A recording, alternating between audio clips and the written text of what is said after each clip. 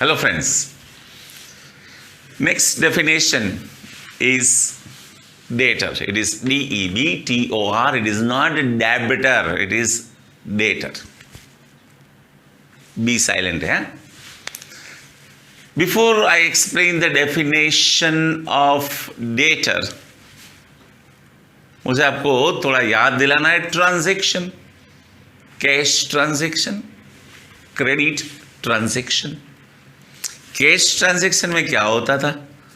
Money, पैसा received या तो paid on the spot. Credit transaction में क्या होता था? अमाउंट विल बी पेड और रिसीव्ड इन फ्यूचर। जब हम क्रेडिट ट्रांजैक्शन करते हैं ना, तब क्या हो जाता है? अगर मान लो हमने गुड्स बेचा है, वी हैव सोल्ड, तो पैसा उनसे लेना है। अगर हमने परचेज किया है तो पैसा उनको देना है। ये थोड़ा मैंने ब्रीफ इसलिए दिया कि अभी नाउ मुझे ना दो डेफिनेशन एक्सप्लेन करनी है आपको, इसलिए। So debtor means what? When goods are sold on credit. उधारी पे हम गुड्स बेचते हैं ना, and the amount is to be collected. उनसे पैसा लेना है। From home? कस्टमर, क्योंकि आप गुड्स किसको बेचते हो? कस्टमर को। Then these customers are known as debtors of the business. तो बिजनेस के लिए ये जो कस्टमर है वो क्या बन जाता है? डेटर्स। तो डेटर्स का सिंपल मतलब क्या हुआ? जो पर्सन होता है ना, हम उनको गुड्स क्रेडिट पे बेचते हैं।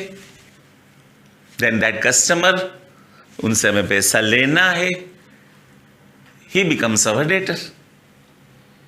For example, suppose goods of rupees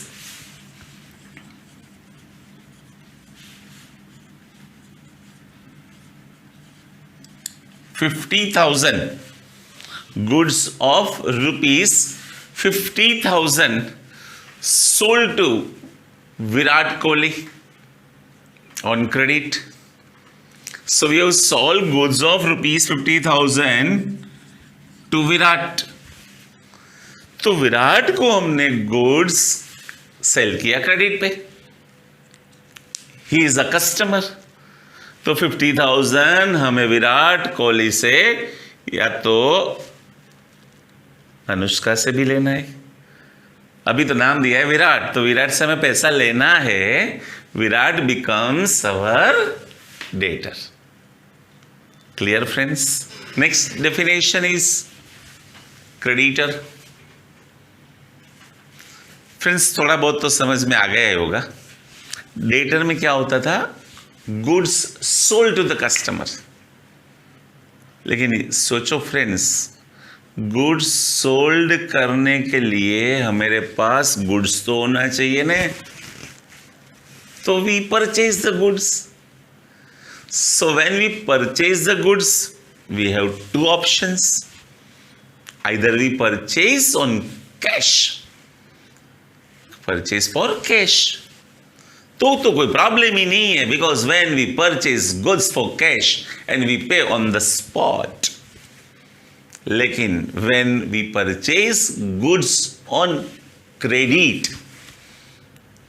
तो हमें पर्सन को पैसा देना है। और आपको पता है, व्हेन गुड्स आर परचेज और सोल्ड ऑन क्रेडिट, तो payment will be in future. Okay, simple meaning ये है, अगर हम किसी से गुड्स परचेज करते हैं क्रेडिट पे, तो ये बन जाता है हमारा क्रेडिटर। समझ गए? चलो अभी हम डिस्कस करते हैं definition.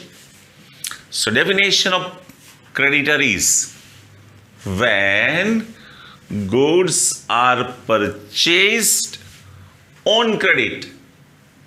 Keep in your mind this word, credit, मतलब पैसा भी देना नहीं है।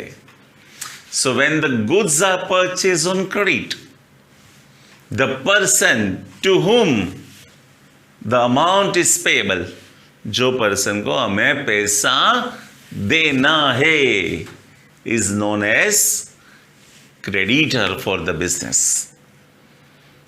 समझ गए? For example, suppose we purchase goods of rupees, for example, goods of rupees 30,000 purchase on credit from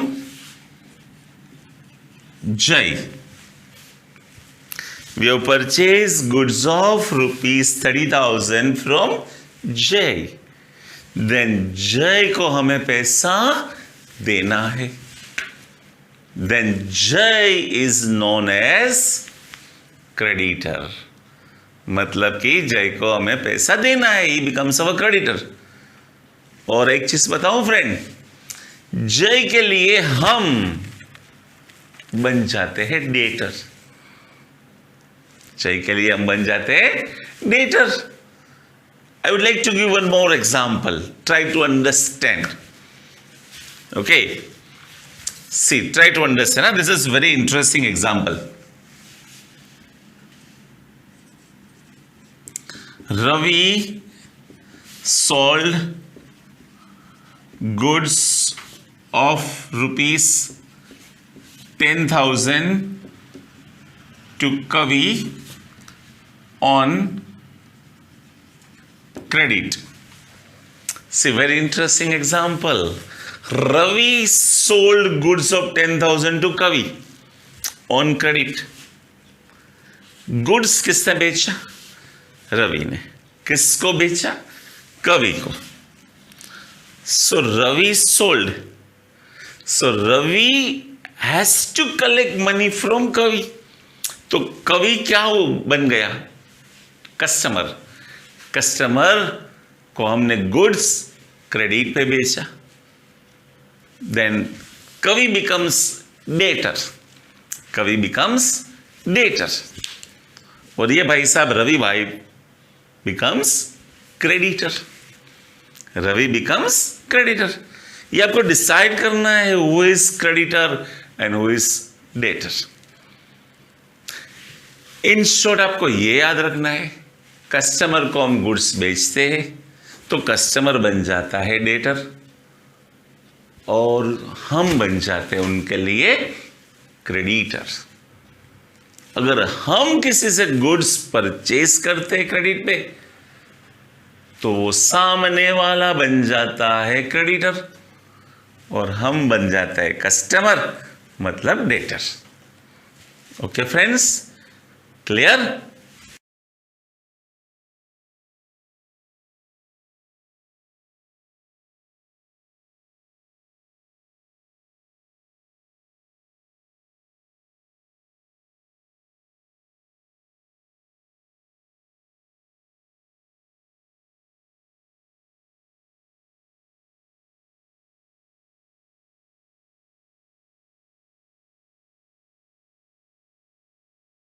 friends, जब हम गुड्स बेचते हैं ना, टू टाइप्स ऑफ सेल्स।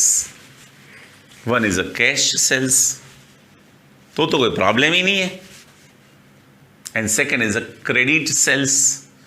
तो आपको पता है क्रेडिट सेल्स में क्या होता है? द पर्सन जिसको हमने गुड्स क्रेडिट पे बेचा है, that customer becomes our debtor. ये जो कस्टमर, ये जो डेटर है ना, उनसे हमें मान लो पैसा मिल जाता है तो कोई प्रॉब्लम नहीं है। लेकिन बैड लक खराब है फ्रेंड्स अपना, due to any reason customer is not able to pay part of the amount और फुल अमाउंट, तो कभी क्या होता है, पैसा नहीं मिलता है। तो जो नहीं मिलता है ना, that amount is bad debts, ये अपना लॉस हो जाता है। ये बिजनेस में होता ही रहता है। Now the definition is, from the customer, from the debtors, partly or fully, amount is not recover.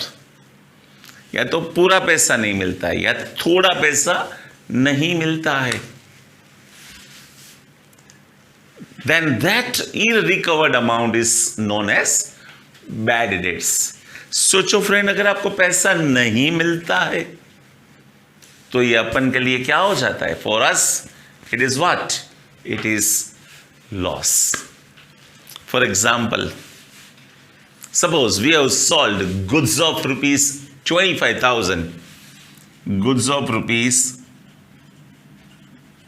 25,000 sold to Rohit, right? Rohit Sharma. Okay, so due to any reason we have sold goods of 25,000 to Rohit Sharma on credit. He becomes our debtor. लेकिन वो बंदा बोलता है कि I can pay only 50% amount, that is 12,500, due to any reason is not able to pay full amount. He can pay 50% amount, आधा. तो ये जो रिमेनिंग 50% है ना फ्रेंड्स, उसे लोग कहते हैं bad debts, and it is LOSS, loss for the business. Clear, friends?